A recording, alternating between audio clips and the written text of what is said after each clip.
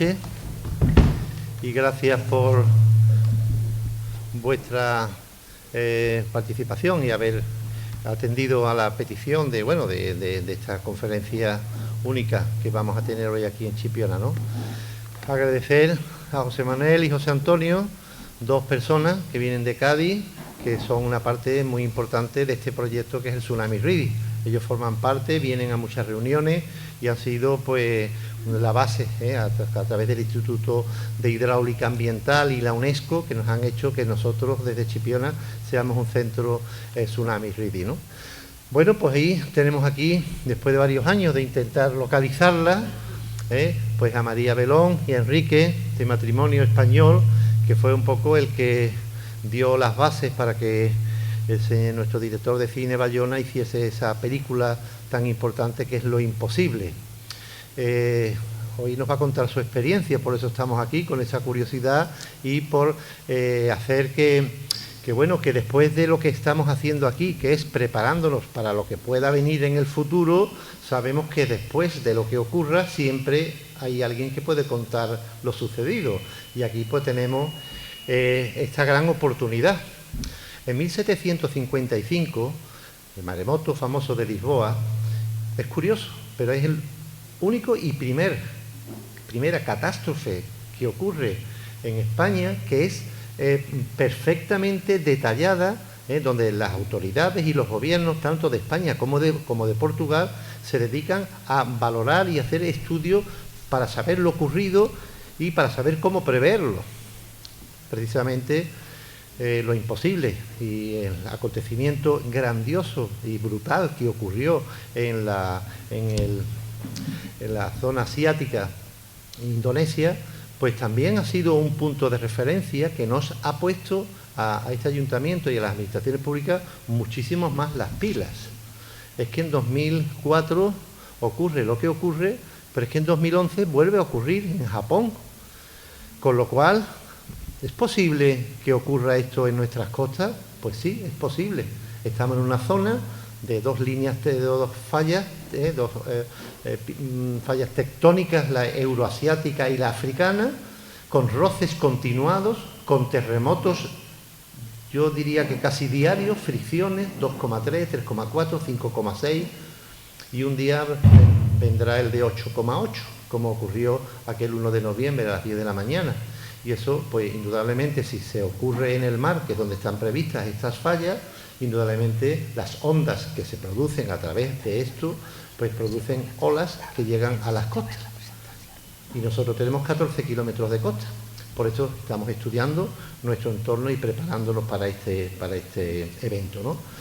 Para nosotros es un orgullo tener hoy aquí a María Belón, porque nos da un poco ese refuerzo para este proyecto que internacionalmente, y estuve el otro día en Lisboa precisamente, estuve con Antonio también y con otras autoridades de Europa y del mundo, donde Chipiona es reconocida precisamente por ser el primer municipio de este país que tiene ya un plan de actuación aprobado, que tiene unas líneas de trabajo establecidas, que no es que esto va a parar lo que venga, no, sino simplemente es que lo que venga, ya sabemos que si viene, dónde nos tenemos que dirigir, de qué forma, y que poco a poco, precisamente esta y hoy aquí, es una actividad más para seguir educando y seguir preparándonos para esta realidad que puede ocurrir.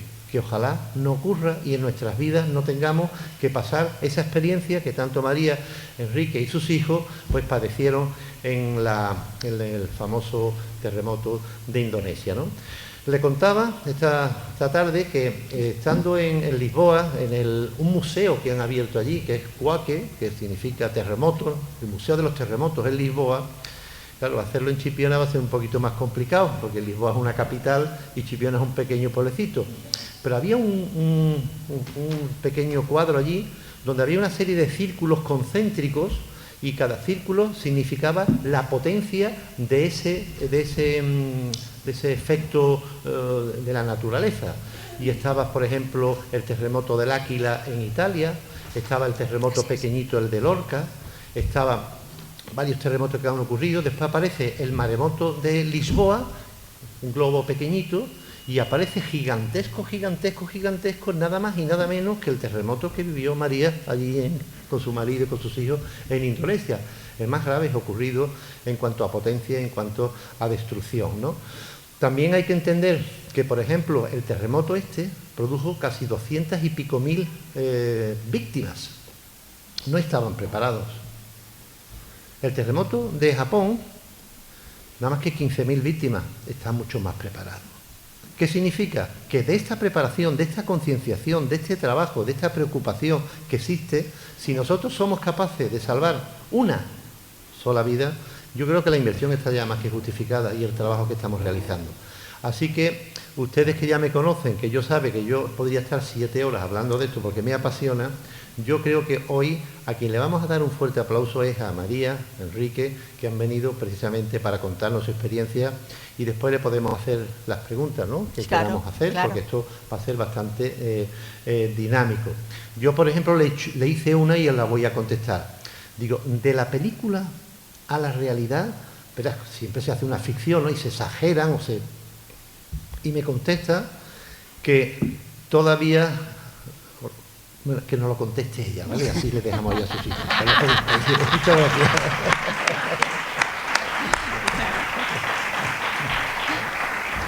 Nosotros os dejamos con María Belón. Nos marchamos. Bueno, en primer lugar, quiero agradecer muchísimo vuestra presencia, porque a esta hora podríais estar pues viendo Telecinco o haciendo una tortilla de patatas o cualquier otra cosa y habéis dicho, bueno, pues yo voy a ir ahí un ratito a escuchar a María.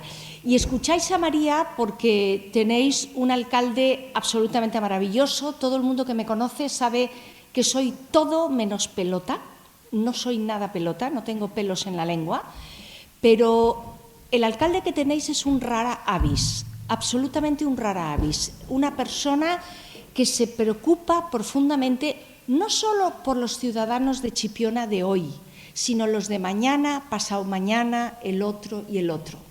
Porque este tsunami con el que él piensa y que está empezando a preparar a la población, no sabemos cuándo va a llegar, pero yo os aseguro que va a llegar, porque a no ser que tengamos la capacidad de parar la naturaleza, cosa que parece que no podemos hacer, la Tierra se mueve, los océanos se mueven, las placas tectónicas se mueven y, bueno, pues para eso tenemos a grandes entendidos que nos van más o menos midiendo los tiempos geológicos. Los tiempos geológicos son muy distintos a los tiempos humanos, ¿no? Cuando uno dice, pues dentro de 10 años, dice, ¡hola, cuánto tiempo!, ¿no?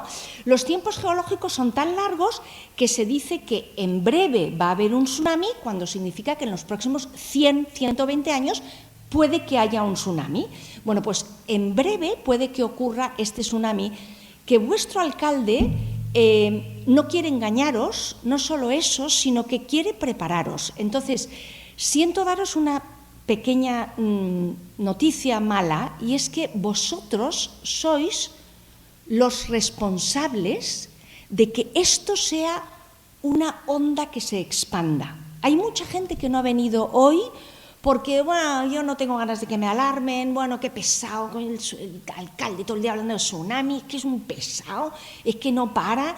Luego habrá gente que habrá boicoteado un poquito la posibilidad de que vengáis, habrá gente que habrá dicho que no hace falta, lo que fuere, pero los que estáis aquí sois gente sumamente responsable. Sois gente que decís, yo quiero enfrentar la realidad, yo quiero saber. Incluso veo por aquí gente joven que me entusiasma ver. Aquí delante un chico joven que dice, yo quiero ir a oír, y unas chicas jóvenes por aquí que dicen, yo quiero ir a escuchar qué es lo que pasa. Bueno, lo que a nosotros nos pasó en Tailandia fue que no tuvimos la suerte de que hubiera ningún político con la valentía, con la honestidad para hacer lo que hoy está haciendo el alcalde de Chipiona. Lo que tenía que hacer, había un geólogo de un nombre muy complicado que estaba continuamente alertando, ¿no?, a toda la costa de Asia-Pacífico y les estaba diciendo a Tailandia que el tsunami viene, que el tsunami viene. Y entonces los políticos comodones, porque hay muchos políticos comodones, pues decían, mi legislatura son 4 años, quita, esta bola patata caliente para el siguiente. No alarmes, porque bueno, aquí hay muchos hoteles, hay mucho turismo. Y entonces este señor tan molesto lo echaron del gobierno, le dijeron, ya cállate, no seas pesado y no nos alarmes más. Por aquí hay unos cuantos Quijotes que siguen, ¿no?, que siguen y han seguido durante mucho tiempo de una manera muy complicada, con todo un poder en contra, diciendo hay que hacer algo, hay que preparar a la población. Bueno, pues nosotros no tuvimos esa suerte.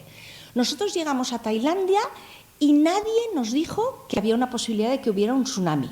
Nosotros llegamos a Tailandia y nunca vimos una ruta de evacuación. Nosotros llegamos a Tailandia y no había un sistema de alarmas. Nosotros llegamos a Tailandia y nos pusimos a dormir tan tranquilamente. Y nosotros nos fuimos a Tailandia porque yo vivía en Japón con Quique y con mis 3 hijos. Yo vivía en Japón, donde la población padece de catástrofes naturales hace muchísimos años y es una población muy concienciada en tenemos que ayudar, nos tenemos que ayudar como sociedad unos a otros. Entonces, este era el día a día de mis hijos. Mis hijos en Japón llegaron con 3 años, con 5 años y con 8 años, ¿no? Cada mes tenían un simulacro en el colegio. Cuando nosotros llegamos a vivir a Japón, yo estaba desembalando la mudanza, que los que hayáis hecho una mudanza sabéis que es una cosa un poco pesadita, yo con cajas, con todo, y me toca a la puerta una señora. Hola, ¿qué tal? Buenas tardes, mire, soy la voluntaria que trabaja con Protección Civil, que visitamos a los nuevos empadronados en Yokohama. Y yo le dije, mire, señora, yo ahora usted está viendo cómo está mi casa, llena de cajas, yo ahora no tengo tiempo de atenderle. Y la señora dijo, es que ¿sabe qué pasa? Yo no soy adivina y yo no sé cuándo va a llegar el siguiente terremoto y siguiente tsunami a Japón, así que usted ahora sí tiene tiempo de escucharme. Yo me quedé un poco paralizada y fue el primer jarro de agua fría, de decir, ¿es verdad? Si el terremoto no va a llegar cuando a mí me dé la gana y cuando a mí me vaya bien, como esta mañana hacíamos broma con el alcalde y unos cuantos que decían, no, a mí no me va bien que venga por la noche, no, a mí no me va bien que venga en agosto. Digo, ya, pero es que el tsunami es caprichoso y viene cuando se le da la gana, ¿no? Entonces, esa señora me sentó y me enseñó el protocolo que hay en Japón, que es un protocolo sumamente riguroso de preparación, de formación. Tienes que tener un kit personal con una mochila para cada uno de los miembros de la familia, va a ocurrir esto, va a ocurrir... Bueno, todo esto que Chipiona se está encargando de iros enseñando qué es lo que hay que hacer, qué es sobre todo lo que no hay que hacer. Porque lo que no hay que hacer es justo lo que quieres hacer.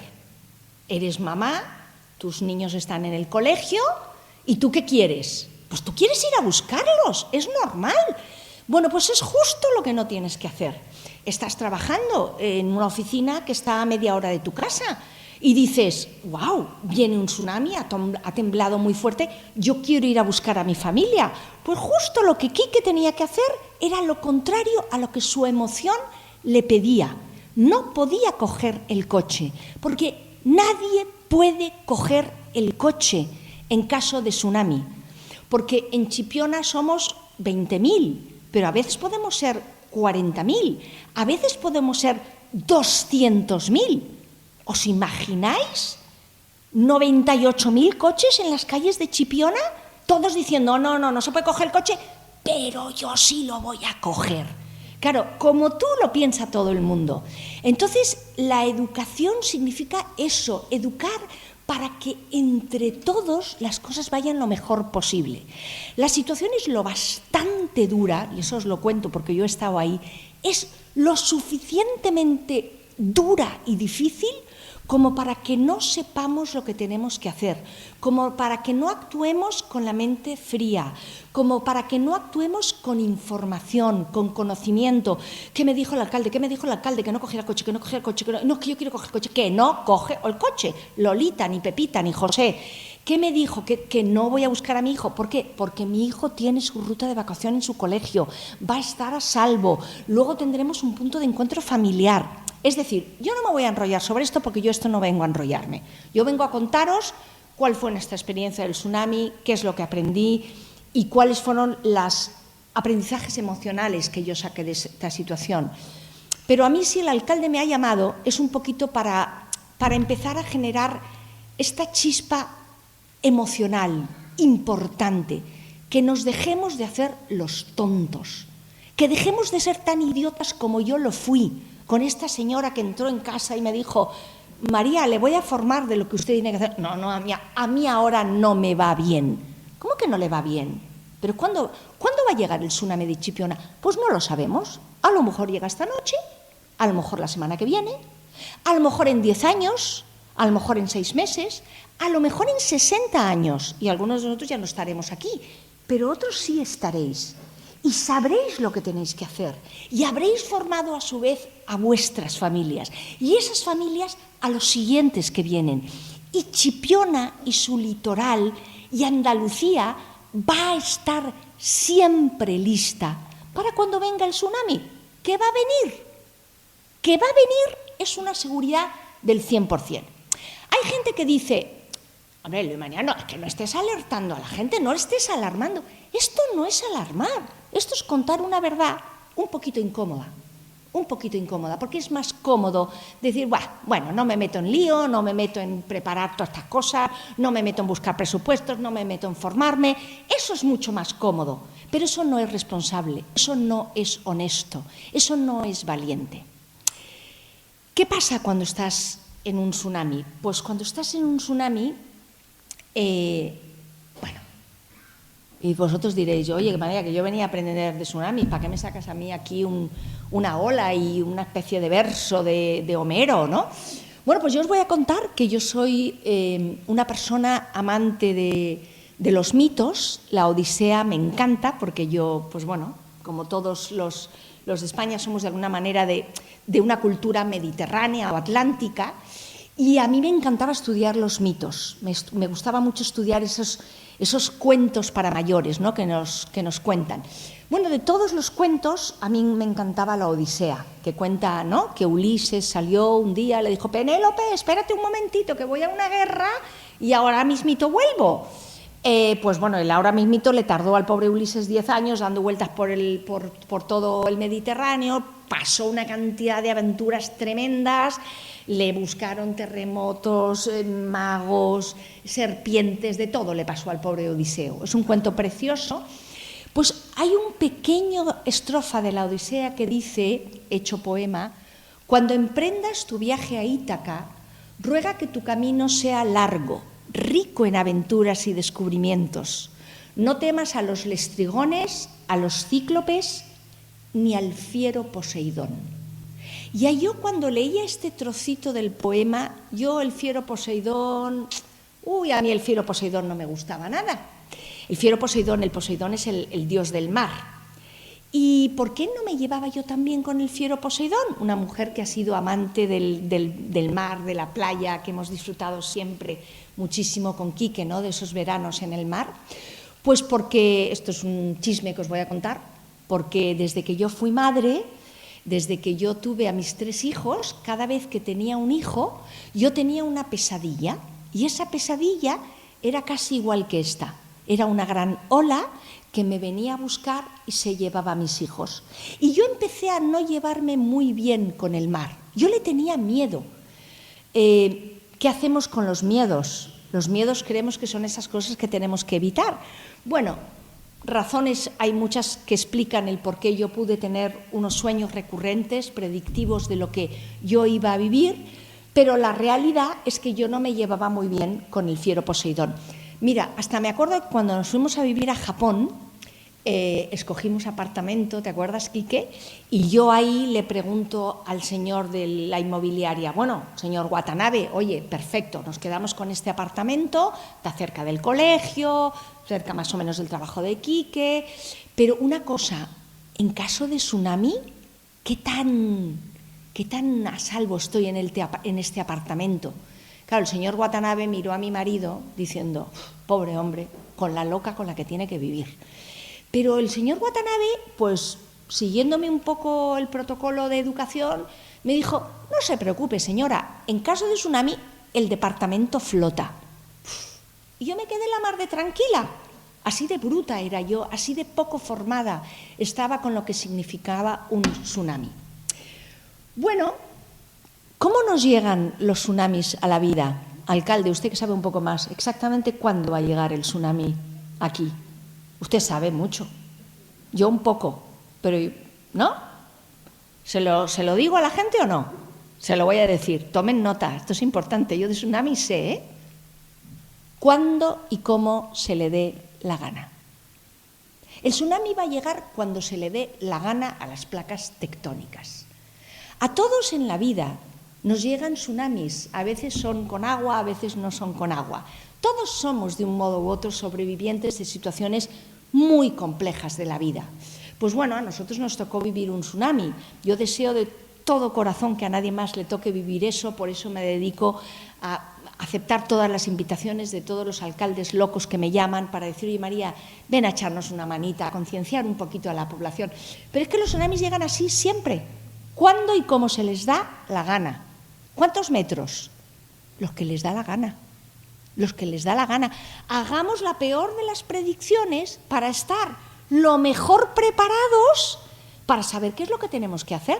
No os preocupéis, porque vosotros no vais a vivir esto, porque vivís en una población donde su alcalde se está preocupando con un equipo maravilloso de gente de que nunca estéis bajo las olas del tsunami. Pero es difícil, es muy complicado estar bajo las olas del tsunami. Metafóricamente, todos habéis estado, todos los que tenéis más de 40 años habéis pasado momentos difíciles de vida donde habéis sentido lo mismo que yo sentí, habéis sentido mucha angustia, mucho descontrol, muchísimo dolor, pánico, sensación de que no puedes con la vida. Pero bueno, la vida es maravillosa, la vida te enseña, la vida te dice que sí puedes. Y bajo las olas del tsunami una de las cosas que más dices es yo ya no puedo más. Yo lo dije muchas veces. Un golpe, otro golpe, una pared reventada, otra pared reventada y más asfixia y más dolor y más descontrol. Y yo decía, yo ya no puedo más, yo ya no puedo más. Pero ahí aprendí que lo que nos toca a los humanos es no escuchar a nuestra mente, que todo el rato nos lanza trampas y nos engaña, que lo que nos toca es escuchar a la vida, que es ella la que te dice que sí, María, que aguantas un poquito más, y más golpes, y más asfixia, y más vueltas. Y yo decía otra vez, vida, que no puedo más, de verdad que no puedo más. Y ella que me contestaba que sí, que aguantas un poquito más.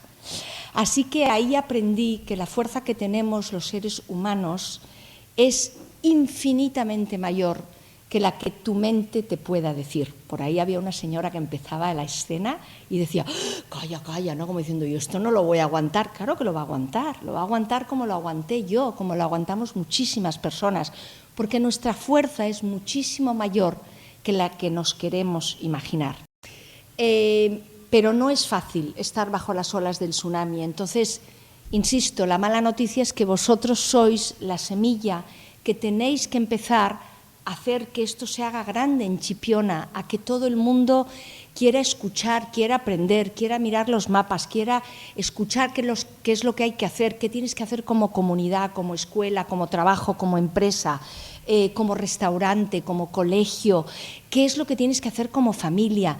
Hay que hacer lo posible, porque el alcalde y su equipo lo están haciendo, pero hay una parte que ellos pueden hacer y hay una parte enorme que tiene que hacer la ciudadanía. De nada sirve que la ciudadanía quiera formarse si la autoridad no le permite, y de nada sirve que la autoridad quiera que su ciudadanía se forme si la ciudadanía se quiere poner un velo en los ojos y decir, no, yo de esto no quiero oír ni hablar, no, quita, que esto a mí me da mucho miedo. Pues más miedo te va a dar si viene y no estás preparado, muchísimo más miedo, porque cuando yo oiga la alarma iré corriendo, sabré cuál es mi ruta de evacuación, cogeré esto, me iré al punto de encuentro, le diré a mis vecinos lo que tienen que hacer, sabré lo que tengo que hacer. Es muy duro estar ahí, pero la vida, pues por lo que fuera, pues entre 280.000 víctimas mortales, a nosotros nos sacó vivos, a toda la familia, Pues ¿para qué? Pues probablemente para que yo hoy esté aquí compartiendo con el pueblo de Chipiona la experiencia y que entre todos podamos prevenir un poquito eso que va a venir, antes o después va a venir. Bueno, tengo miedo. ¿Cuántas veces habré dicho yo en mi vida esta frase, ¿no? Tengo miedo, tengo miedo, tengo miedo. Yo era una persona muy miedosa, pero muy miedosa. Le tenía miedo a los tsunamis, le tenía miedo a las promociones en el trabajo, le tenía miedo a que mi novio me pidiera para casarme porque el compromiso no me apetecía, le tenía miedo a la maternidad, le tenía miedo, y al final el miedo me he dado cuenta que no me ha servido absolutamente de nada. Todo lo contrario, el miedo nos servía mucho cuando éramos Homo sapiens y vivíamos en la caverna, ¿no? Y oíamos un ruido, entonces teníamos miedo, pasaba que no teníamos que salir porque si no la pantera nos comía. Pero el miedo nos sirve simplemente para sobrevivir. Lo que pasa es que lo sobreutilizamos en la vida. ¡Ay, qué miedo, ay, qué miedo, ay, qué miedo!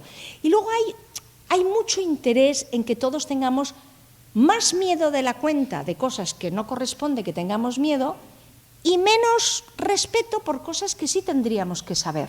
Entonces vivimos en una sociedad un poquito complicada, que nos está liando un poquito la cabeza y nosotros somos los que tenemos que tener la clarividencia de decir esto lo tomo y esto lo dejo. Pero bueno, pues yo que era un amante de los cuentos con mis hijos, los padres lo sabemos, ¿no? Siempre les contagiamos las peores de las manías que tenemos y nuestras mayores aficiones. Pues si te gusta el montañismo, tu hijo, por mucho que se coge, va a terminar siendo un montañero, y si te gusta la repostería, por mucho que tu hija te diga qué pesada eres, mamá, con los buñuelos, va a terminar ella haciéndole buñuelos a sus hijos. Pues así fueron mis hijos conmigo. Qué pesada eres con los cuentos, qué pesada eres con los cuentos, pero mis hijos son unos enamorados de los cuentos. Y el cuento favorito de Lucas era Juan sin miedo, porque era mi cuento favorito. Claro, yo que era una miedosa, pues a mí me daba una envidia ese personaje que nunca tenía miedo, que yo decía, es que yo quiero ser como él, yo quiero ser como él. Mi papá, antes de dormir, cada noche nos contaba un cuento fabuloso que se llamaba El mono avispado. Yo me pensaba que mi padre ese cuento pues lo leía o yo qué sé, ¿no? Pues no, mi padre cada noche ese cuento se lo inventaba. Iba con mi mamá y le decía, ¿qué? ¿Cómo ha ido hoy? Somos 7 hermanos. Y mi madre le chismeaba. Fernando lo han pillado copiando un examen. Pablo ha hecho campana. María se ha hecho que tenía fiebre y no ha ido al cole. Javier que ha pinchado la pelota de los compañeros en el tal.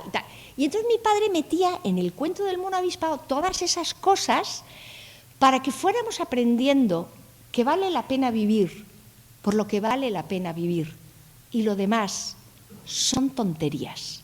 Y con esos cuentos yo fui educada, y yo fui educando a mis hijos con los cuentos, y con esos cuentos nos fuimos entusiasmando todos a intentar aprender a descifrar qué era esa frase tan bonita que mi padre decía y nunca nos explicaba, porque él decía, vale la pena vivir por lo que vale la pena vivir, y lo demás son puras tonterías. Y le decíamos, papá, ¿pero por qué vale la pena vivir? ¿Pero y cuáles son las tonterías? Y él decía, ya lo iréis averiguando. Pues yo me pensé que después de emerger en ese infierno espantoso, que fue emerger por encima del 3er piso del hotel, la ola nos adentró más de 2 kilómetros tierra adentro, traía absolutamente de todo. Los poquitos que emergimos del hotel y salimos por el otro lado, reventando todas las paredes, pues yo me pensé que yo ya no le iba a poder contar ningún cuento a mis hijos, que ya no iba yo a poder hacer nada, porque estaba absolutamente segura de que yo estaba sola en el mundo. Yo estaba sola en el mundo. Esa es la sensación cuando estás en una catástrofe natural muy grande, porque de repente hay un silencio impresionante que rodea todo, junto con un murmullo brutal, ¿no?, que es el océano que seguía entrando. Pero bueno, yo os voy a contar qué es lo que nos pasó y que Bayona puso de una manera tan bonita en la película. Porque esto es lo que nos pasó a Lucas y a mí. 15 días antes de salir para Tailandia, a Lucas, que tenía 10 años, en su colegio, que estaba en Japón, le hicieron hacer un trabajo sobre desastres naturales. Cada niño tenía que escoger un desastre natural y preparar una gran memoria de la historia de esos desastres naturales, de cómo se preveían, etcétera, etcétera. Un niño de 10 años. Y Lucas me dijo, mamá, he escogido los tsunamis. Y yo he dicho, ¿los qué? Digo, ¿qué es eso? Los tsunamis. Total, que yo ahí estaba yo chismeando su trabajillo con él y le digo yo un día, digo, oye, Lucas, ¿cuál es el tsunami más grande que ha habido registrado hasta la historia? Y me dice, pues uno en Indonesia, mamá, donde parece ser que fallecieron 36.000 personas. Digo, Lucas, este libro seguro que está mal. Pero ¿cómo van a morir 36.000 personas en un tsunami? Eso es imposible, hombre, eso es imposible. Pues 15 días después nosotros nos íbamos a Tailandia y ahí morían 280.000 personas. Sí, los tsunamis se pueden llevar a muchísima gente por delante, sobre todo cuando la población no está preparada. La diferencia entre la afectación de una población preparada y una no es abismal. Mirar y buscar las estadísticas de qué ocurre en Japón con un terremoto 8,8 en Fukushima, con 15.000 víctimas, que es nada, es nada. Ese mismo tsunami provocó en la costa de Asia-Pacífico 280.000 muertos en un lugar donde no se estaba preparado, donde no se alertaba a la población. Esa es la diferencia entre querer vivir en la realidad de, oye, que Chipiona es maravilloso, que yo me voy a venir de vacaciones a Chipiona, pero que hay que saber lo que hay. Pues igual que cuando yo me voy a Canarias, toda mi familia es de Canarias, pues tengo que saber que hay volcanes, que cuando me voy a Nueva Zelanda, pues que tengo que saber que hay glaciares. Quiero decir, que uno se va yendo y va viajando, pero que lo que hay que saber es lo que hay y cómo podemos prevenir esa situación. Y ya está, nada más. Nadie va a dejar de venir a Chipiona porque aquí haya tsunamis. Esta persona que fue echada de su posición en Tailandia porque era muy molesta, era muy pesado todo el día diciendo que iba a venir un tsunami a la costa de Asia-Pacífico, esta persona luego la encargaron responsable de crear todo el sistema de alerta de Asia-Pacífico. Es decir, esta persona se tiraba de los pelos cuando decía, si hubieran hecho caso los políticos, cuánto dolor hubiéramos podido evitar, cuantísimo dolor hubiéramos podido evitar. Es decir, la diferencia es inmensa entre estar preparado y no estar preparado. Pues tengo miedo, pues ahí me enseñó Lucas, en ese tronco, me enseñó Lucas que los valientes no son los que no tienen miedo. Yo ahí aprendí que los valientes necesariamente están cagados de miedo. La diferencia entre un valiente y un cobarde es que el cobarde se esconde y el valiente sigue adelante con el miedo, porque miedo tenemos todos. Pero la diferencia es qué haces con ese miedo. ¿Ese miedo me hace esconderme, acomodarme, o me hace dar un paso adelante y decir, bueno, va, aquí que toca, aquí que toca hacer? Bueno, pues eso me dijo Lucas, ¿no? Y yo le dije, mira, Lucas, estamos donde estamos, así que tú y yo vamos a ser valientes.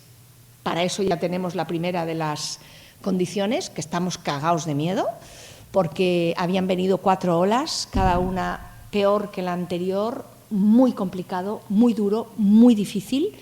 Tener delante pues un niño de 10 años, ¿no? Que te dice, tengo miedo, yo pensé que era valiente, y tú le dices, pues de esta vamos a salir, Lucas. Yo soy médico, yo era consciente de mi situación médica, yo sabía que me quedaba relativamente poco tiempo de vida, pero en ese poco tiempo de vida que me quedaba yo iba a hacer lo mejor que podía hacer. Y lo que tenía que hacer era preparar a ese niño de 10 años para que él pudiera salir de esa situación. Pero bueno, nos pasaron más cosas. El cuento que me contaba mi padre del mono avispado tenía un momento fabuloso. Tenía un momento que siempre decía, vivir es decidir. Y ese cuento se paraba.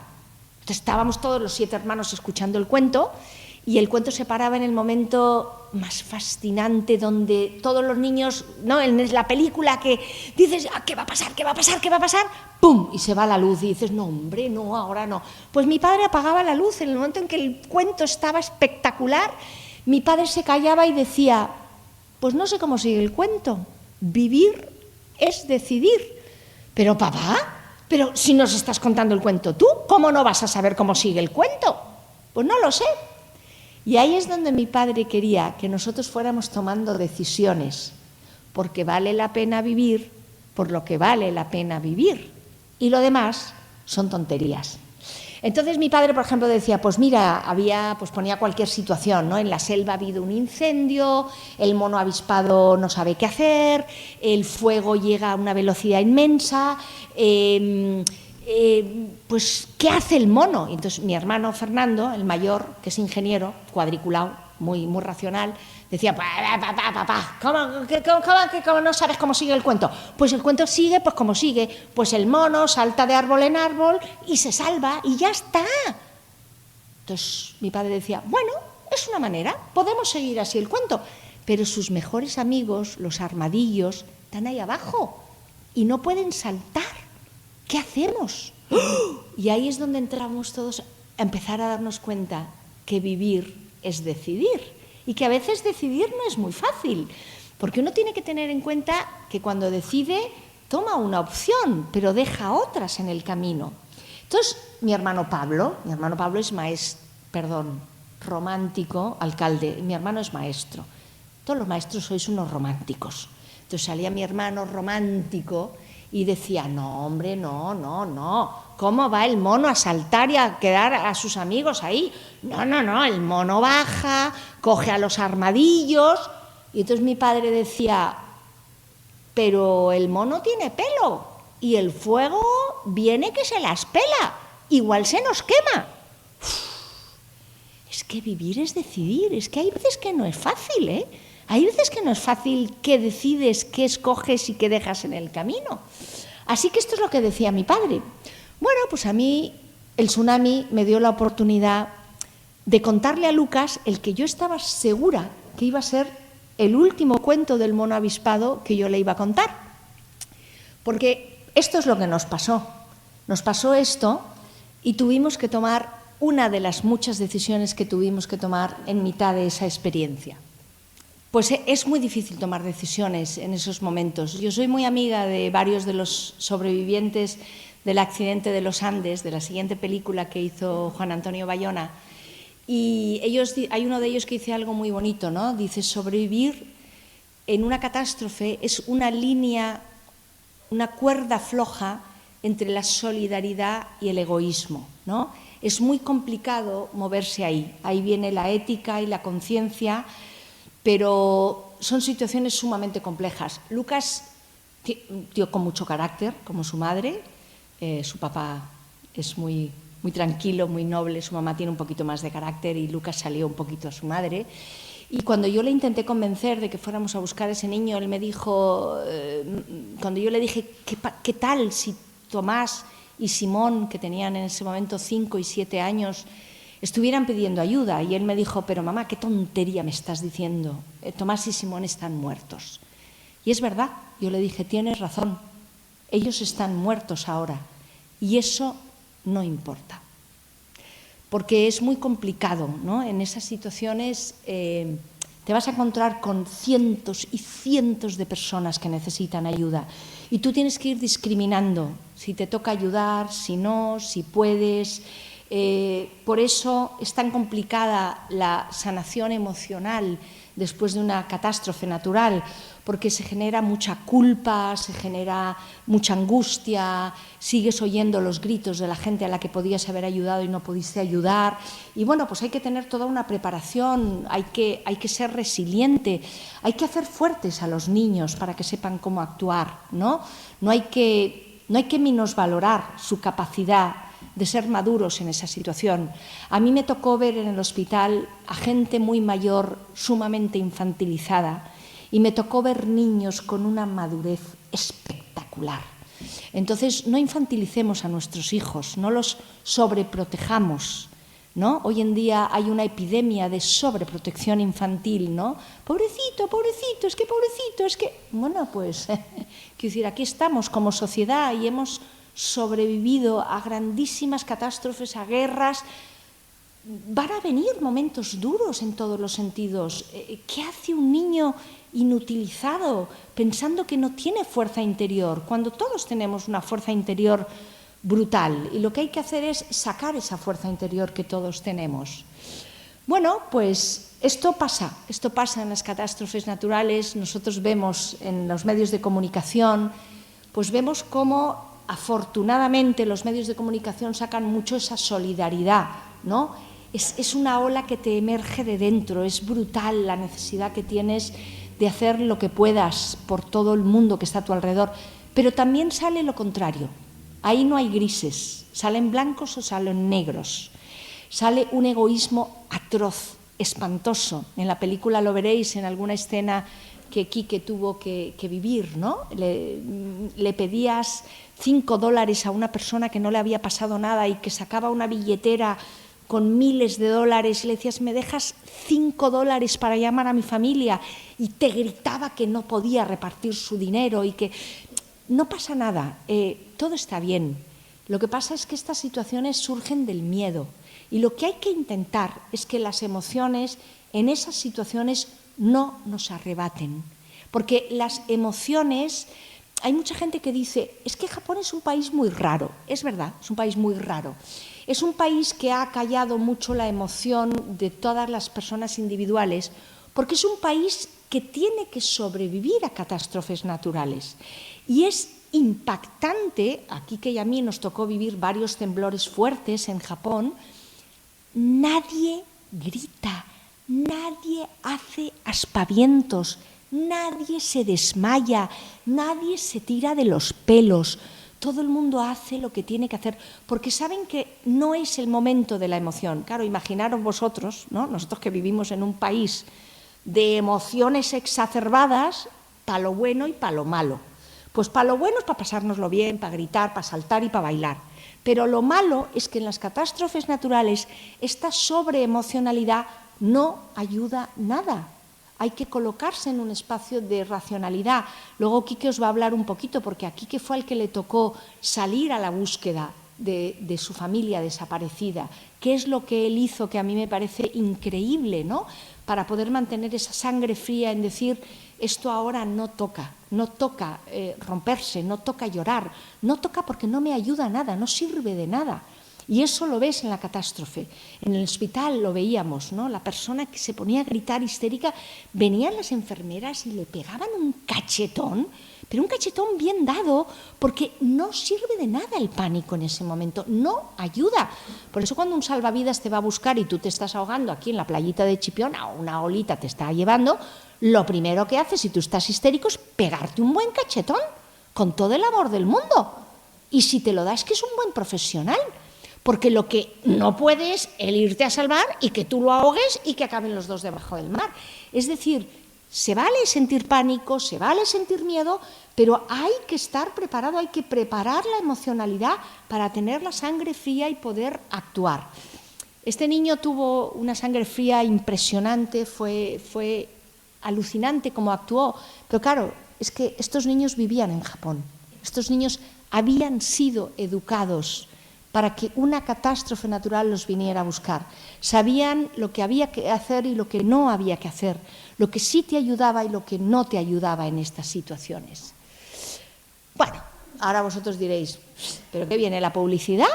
¿Que Coca-Cola nos está patrocinando aquí este evento o qué? No, yo vengo a contaros otra de las cosas que yo aprendí, que a vosotros no os hace falta que yo os lo diga, porque estamos en Andalucía, el lugar con más sentido del humor del mundo, y eso es maravilloso. Es una de las cosas que yo explico mucho, ¿no? La necesidad de utilizar el sentido del humor en medio de la catástrofe. Es importantísimo. Lucas y yo nos reímos mucho, lloramos mucho, nos angustiamos mucho, pero nos reímos mucho también, en momentos de verdad que cualquiera podría decir, pero estos están locos, o sea, que yo me estaba muriendo y nos estábamos riendo. Pues bueno, para esto tengo que contaros un poquito una anécdota de mi infancia. Yo nací en una familia de 7 hermanos, sin ningún tipo de lujo, con muchas restricciones, muchas limitaciones, cosa que la gente de más de 50 años en esta sala entiende, la gente joven no entiende lo que es un lujo, porque para nosotros un lujo era una Coca-Cola, para nosotros un lujo era un Danone de cristal, ¿os acordáis? ¡Buah! Lo que era tomar un Danone. Hoy en día un lujo es, no sé, el iPhone 25 o 17, no sé por cuál van, ¿no? Que los niños de 11 años ya lo tienen. Bueno, pues mi madre no nos dejaba nunca probar la Coca-Cola, en mi casa no entraban los refrescos y nosotros lo intentábamos de todas las maneras y no había manera. Mamá, por favor, la Coca-Cola, mamá, una que no y que no. Y un día mi hermano, Fernando, el racional ingeniero, arranca uno de estos carteles que puso Coca-Cola, la chispa de la vida, y nos ensayó a todos los hermanos. Y cuando entró mi madre, que venía de la calle, estábamos todos como los de sonrisas y lágrimas, y decimos, mamá, no es que nosotros queramos, es que es la chispa de la vida. Y mi madre, anda, quita para allá, si tienes sed, un vasito de agua o un zumito sano. No había manera de que probáramos la Coca-Cola. Claro, yo eduqué a mis hijos y ¿qué hice? Pues igual que mi madre, si tiene sed, un poquito de agua o un zumito sano. Mamá, por favor, la Coca-Cola, que no. Y mis hijos crecieron en México. Ellos crecieron en México, que es un país donde se bebe literalmente más Coca-Cola que agua, porque es más barata la Coca-Cola que el agua. Así van con la diabetes como van. Pues nada. Pues esto es lo que a nosotros nos pasó en el tsunami. Nos pasó que llegamos al árbol, recogemos finalmente a Daniel, caminamos kilómetros para adentro, yo me estoy muriendo, y tomamos la decisión de subirnos a un árbol, ¿no? Dijimos, bueno, pues como han venido 4 olas, pues puede venir la quinta, la sexta y la séptima. No entendíamos cómo iba a actuar, la resaca es un momento muy complicado del tsunami, es un momento muy difícil, la resaca, porque se lleva todo lo que ha entrado, todo lo que no se sostiene, se lleva miles de cadáveres, es un momento muy complicado. Pero bueno, pues nosotros tomamos la decisión de ir hacia adelante, subirnos a un árbol, ¿y qué nos esperaba? Flotando en el tronco del árbol. Plop, plop, plop, plop, plop, plop, plop. Una lata de Coca-Cola. Es que podía haber sido una Fanta, una Mirinda, una agüita envasada. Pues no, una Coca-Cola. Entonces coge Lucas la lata, la mira, me mira, la mira a Daniel y dice, ¿qué? ¿Podemos o no podemos? Entonces nos pusimos a reír, pero como locos, en una situación sumamente dramática. Entonces, claro, yo hice como mi mamá, que se ponía la manita así cuando ella me decía que no, me puse a pensar y digo, venga, Lucas, vamos a hacer una excepción, hoy sí podemos. Nos subimos la lata ahí arriba y Lucas no probó la Coca-Cola, no la probó. Luego tenía 14 años, tuve la feliz idea de enseñarle Toledo a mis hijos un mes de agosto, sin tener en cuenta que habría 46 grados, y entonces pasamos por un sitio de refrescos y me dice Lucas, mamá, que me debes una Coca-Cola. Digo, ¿que yo te debo a ti una Coca-Cola? Pero yo que te voy a ti a deber una Coca-Cola. Y me dice, en aquel árbol en Tailandia, ¿tú qué te crees? ¿Que yo bebía o no bebía? Que yo tenía muy claro quién necesitaba la chispa de la vida. Si veis la película, lentamente vais a daros cuenta que el niño que hace de Lucas hace que bebe pero no bebe. Y ya para terminar de redondear el sentido del humor, como cuando uno hace una película se repite mágicamente todo, pues ahí estamos rodando esta escena. Y la madre de este niño que hacía de Daniel, que era una madre tan insoportable como mi madre y como yo, puso en contrato que no podíamos meter Coca-Cola en la lata. Así que toma 14, toma 15, toma 16, que anochecía. Y Bayona me mira y me dice, pero María, ¿qué hacemos? Digo, yo despisto a la madre y tú metes Coca-Cola bien fresquita. Pero María, que nos... mete Coca-Cola bien fresquita. Total, que la meten, acción, Los niños no actúan, ¿eh? Los niños cuando hacen una película se dejan llevar por las emociones y van. Y empieza el chaval a beber y la espuma le salía por la nariz. Todo el set de rodaje muerto de la risa. Y me mira la madre sueca y me dice, yo no entender sentido del humor español. Digo, no, es que es muy difícil de entender el sentido del humor español. Yo no te voy a contar porque nos estamos riendo. Y el niño con la espuma de la Coca-Cola. Pues bueno, se volvió a repetir esas risas que Lucas y yo nos echamos en determinados momentos. Es súper importante no dramatizar. ¿Qué es lo peor que te puede pasar? Lo peor de lo peor de lo peor, lo peor, que te estés muriendo, pues a mí me pasó varias veces y ya te digo yo que no es para tanto, que valen bien la pena unas cuantas risas antes de morir. Bueno, este vídeo lo voy a pasar en mudo mientras os voy a contar que yo ahí aprendí. Las catástrofes naturales tienen cosas muy duras, pero tienen aprendizajes espectaculares. Preguntárselo a cualquier persona de Valencia, a cualquier persona con la que haya aprendido lo que es la solidaridad. Yo ahí aprendí lo que es la solidaridad. Si quieres, Paco, lo vamos pasando, yo voy hablando, lo vamos pasando en mudo y yo voy hablando, ¿no? A mí me enseñaron ahí lo que era la solidaridad. Yo no tenía ni idea. Yo pensaba que solidaridad era, bueno, venga, 20 euricos a Médicos Sin Fronteras cada mes y ya con esto yo soy solidaria. No. Esta gente que nos venía a buscar a todos los turistas, porque no hubo una sola historia que no encontráramos repetida, esta gente no venía a buscarnos a nosotros. Esta gente iba a buscar a sus esposas, a sus hijas, a sus hijos, que trabajaban en los hoteles, que eran pescadores, que nos hacían la vida muy, muy cómoda y muy amable a los turistas, pero cada vez que se encontraban con un sobreviviente lo trataban como si fuera su propio hijo. Este fue mi papá tailandés, un papá sumamente duro, como mi papá, como era mi papá, amorosamente duro, en los que yo me quería rendir en muchos momentos. Y como acto de amor, ¿sabéis qué hacía? Me pegaba un cachetón. Me pegaba un cachetón, pero bien dado, que este hombre los daba bien dados. Me pegaba un cachetón, me despertaba y me hacía así y me señalaba a Lucas, como diciéndome, ¿pero tú qué te crees? ¿Que aquí te vas a rendir así como así? Que no te vas a rendir, que tienes a alguien de quien ocuparte. Y yo, pum, volvía otra vez a retomar, ¿no?, la fuerza. Él nos arrastró como 1,5 kilómetros, 2 kilómetros entre devastación.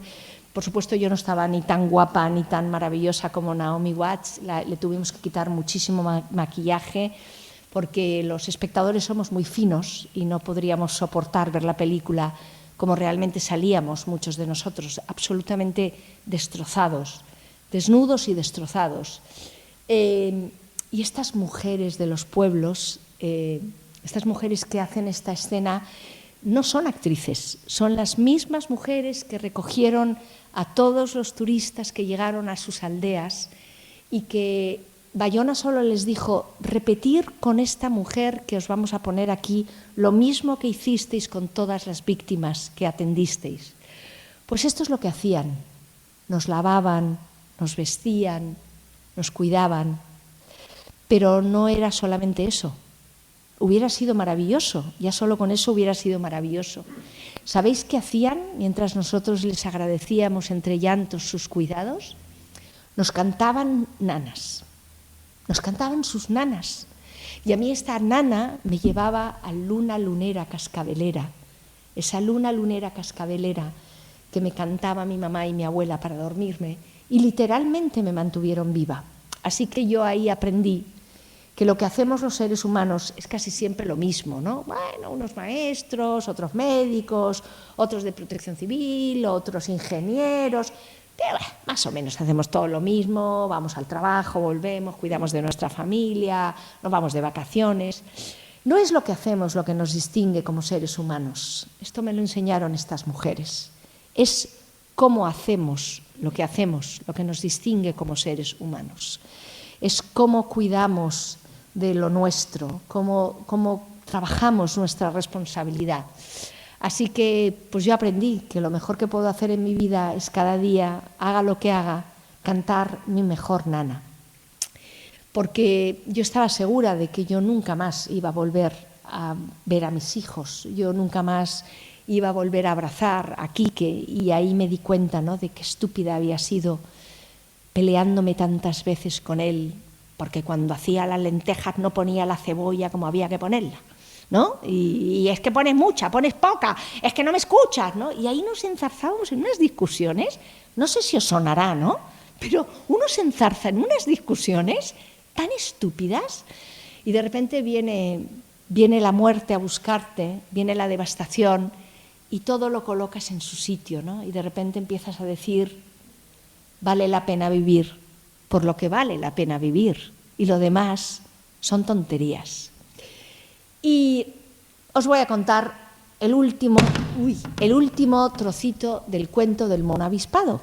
El mono avispado, cuando estaba terminando el cuento y ya habían tomado decisiones, cuando ya se estaban solucionando los asuntos, el mono avispado siempre le decía a sus compañeros: haz algo, lo que puedas. Y nosotros decíamos: ¿cómo que lo que puedas? Claro, luego fuimos aprendiendo que lo que podías hacer era proporcional al privilegio que tú habías tenido en la vida, a la formación que habías tenido, al amor que habías recibido, a la responsabilidad que tenías en tu profesión, en tu quehacer diario. Haz algo, lo que puedas. Así que esto es lo que me tocó hacer con Lucas en el hospital. Cuando una de las personas que estaba a mi lado entró en shock postraumático, yo como médico sé que el shock postraumático es una situación compleja, es muy compleja, es normal, es una situación que entra al cerebro después de una situación muy complicada. En desastres naturales, pues mucha gente entra en shock postraumático. También hay que estudiar sobre el shock postraumático, cómo se prevé, cómo se trata, cuáles son las cosas que puedes hacer para evitarlo. Pues había una mujer al lado mío con shock postraumático y yo intentaba todo el rato sacarla de esa situación, porque cuanto más tiempo estés en el shock postraumático agudo, más posibilidades tienes de tener luego una grave enfermedad mental en tu vida. Así que yo estaba ahí, dale que te pego y dale que te pego, intentando pues que salir del shock postraumático, y no había manera. Cuando finalmente salió del shock postraumático, yo le pedí a alguien que me echara una mano, y esa persona no me echó una mano, me pegó un grito. Así que me dirigí a Lucas y le dije: pues ya sabes lo que toca, Lucas, haz algo, lo que puedas, porque yo no podía hacer más que lo que podía hacer. Yo entraba y salía del proceso de muerte, entraba y salía en quirófano, entraba y salía del irme y quedarme, pero Lucas era un niño de 10 años. 10 años es un montón para hacer. Pues bueno, todos podemos hacer un montón de cosas, todos podemos hacer cosas en nuestro espacio y en nuestro lugar. A mí el tsunami y esa experiencia difícil, muy difícil, me ha enseñado las lecciones más bonitas de vida que yo he recibido. Qué bonita la lluvia, qué bonita la lluvia.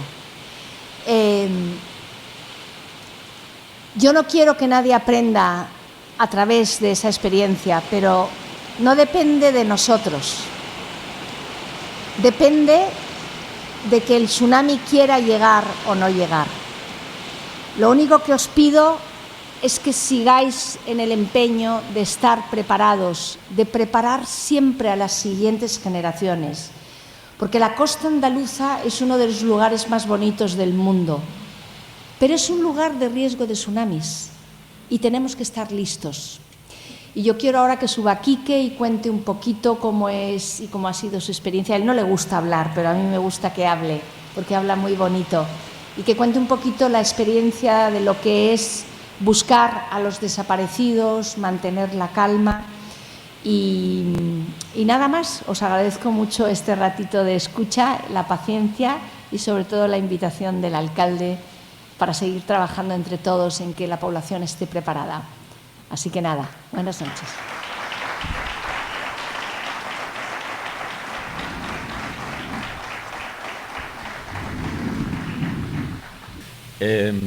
Bueno, quien hace las conferencias es María por algo, porque es la que habla bien y demás. Pero no, brevemente yo os puedo contar un poco mi proceso y mi experiencia, que fue diferente, ¿no?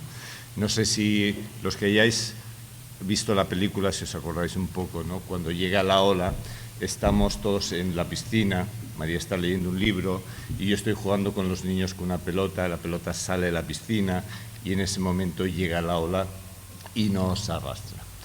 Cuando nos arrastra la ola, yo tengo tiempo de agarrar a Simón y a Tomás, que son los más pequeños, y salir corriendo a la piscina, pero en ese momento llega la ola, me golpea, yo choco contra una columna y con toda la masa de agua, etcétera, los pierdo y ahí, bueno, pues estoy debajo del agua, como estuvimos todos, un tiempo que yo no sé calcular cuánto fue, pero bueno, después de un tiempo donde cuando yo me siento al límite y consigo emerger del agua, lo único que veo es agua, una marea de agua y la copa de los árboles, ¿eh? Como antes mencionaba María, mi primera reacción en aquel momento fue de impresión y de ponerme a llorar, decir, wow, esto es bestial. Pero los pocos segundos dije, aquí nadie te puede escuchar, o sea, no te sirve de nada llorar porque aquí nadie te escucha, si es que mejor ponte a hacer algo, ¿no? Y bueno, en medio de toda aquella masa de agua, etcétera, pues estuve dando voces a ver si conseguía localizar a alguien y al cabo de un tiempo conseguí localizar a Tomás, que estaba agarrado a un árbol, conseguí llegar hasta él y estuvimos ahí un rato, seguimos dando voces y al cabo de otra hora más o menos escuchamos la voz de Simón, que era el más pequeño, que tenía 5 años, lo cual ya era como el milagro total, ¿no? Porque haber encontrado a Tomás ya me parecía una cosa maravillosa. Encontrar a Simón ya era como el colmo, ¿no? Lucas, cuando viene la ola y yo grito a Lucas, Lucas lo que hace es mirar para atrás instintivamente. Piscina. Y en ese momento yo pensé, qué listo es el tipo, qué listo, porque claro, cuando se mete en la piscina es como cuando tú estás en la playa, ¿ves que tú estás en la playa y viene una ola? Cuando es muy grande, muy grande, muy grande, tú te metes por debajo. Pues no, yo la leche, la ola no la quiero. Pues Lucas hizo eso, se metió abajo de la piscina y eso permitió que el primer golpe fuerte no le topara. Pero lo mejor es no estar en la ola. Eso es lo mejor, es aprender qué tienes que hacer para que no te toque la ola. Y en eso no hay problema, porque va a haber sistemas de alarmas, va a haber rutas de evacuación, con lo cual va a haber tiempo para que esto pues bueno, pues habrá locales que se destrocen, claro que habrá damnificados, pero no vidas humanas. Y cuando uno está vivo, puede con todo lo que toca y más. O sea que en eso no hay problema. Hay más preguntas.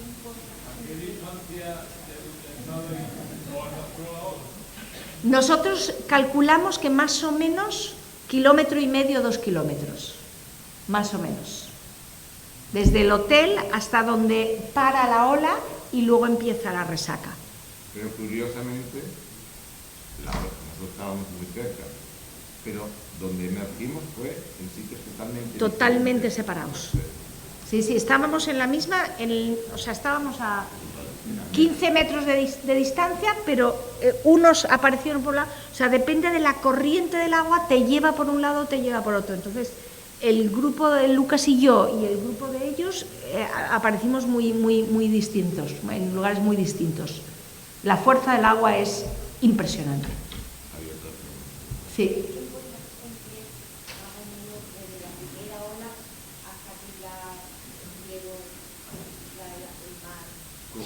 Como 4 o 5 horas.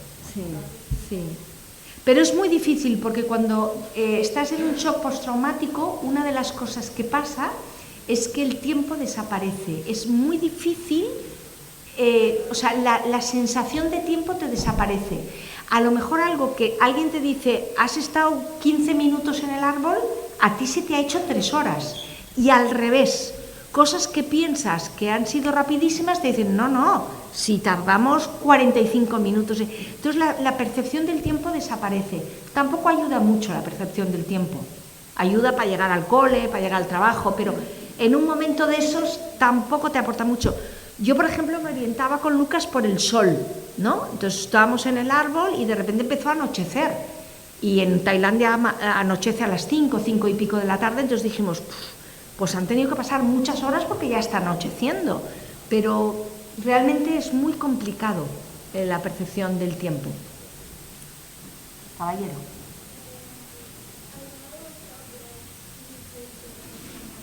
Sí, sí. Yo tuve shock postraumático un tiempo y fue muy importante buscar ayuda.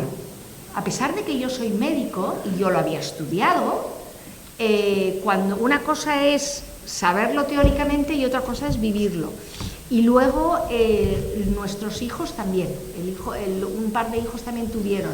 ¿Qué significa shock postraumático? Pues bueno, que revives continuamente esa situación, te cuesta mucho, por ejemplo, lidiar con la oscuridad. Entonces, yo casi 6 meses tuve que dormir con la luz encendida, porque la oscuridad me llevaba de nuevo a meterme en la ola. Luego te pones muy nervioso, por ejemplo, oíamos un trueno y ese trueno te lleva como a esa situación.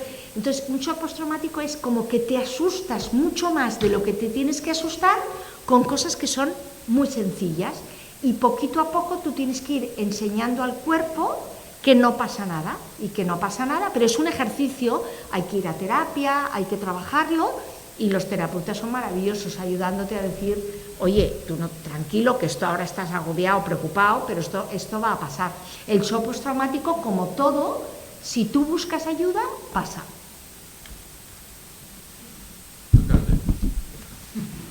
Bueno, que podemos aprovechar todas las preguntas porque María estamos convenciendo, porque ya le hemos explicado que este es el pueblo más feliz de España y que ella sabe venir a vivir aquí, seguramente, ¿no?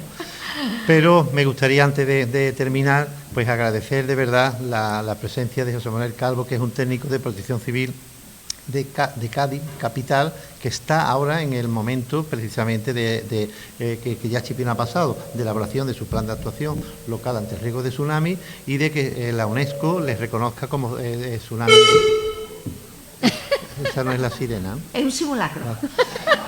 Bien, y a José Antonio Aparicio, que en el camino y en el grupo de trabajo que tenemos junto al Instituto de Cantabria de Hidráulica Ambiental, es el presidente del Instituto Español para la Reducción de Desastres, que ya ha escrito varios libros precisamente viendo lo que ocurrió en 1755, con lo cual es un historiador que nos da un poquito de garantía, por lo menos, de que lo que ha pasado en el pasado que no pase en el futuro, ¿no?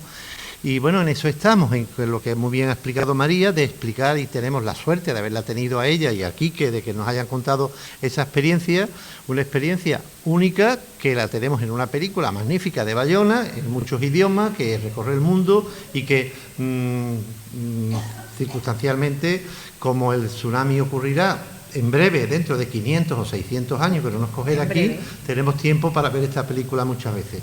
Deciros que estamos elaborando un vídeo con inteligencia artificial y otros mecanismos para precisamente evidenciar lo ocurrido en Chipiona de una fórmula como esta, de una fórmula audiovisual, que es la que llega al público, ¿no? Y que nos queda mucho trabajo que hacer, porque Chipiona se va concienciando, ya esto nos lo estamos tomando en serio, pero este es un municipio de esos 200.000 habitantes, de esas 200.000 personas que vienen, que tienen que ir aprendiendo, y que cada una de su pueblo y de su ciudad tiene que ir aprendiendo un poquito cómo hacer y qué hacer en caso de un posible riesgo de estas características.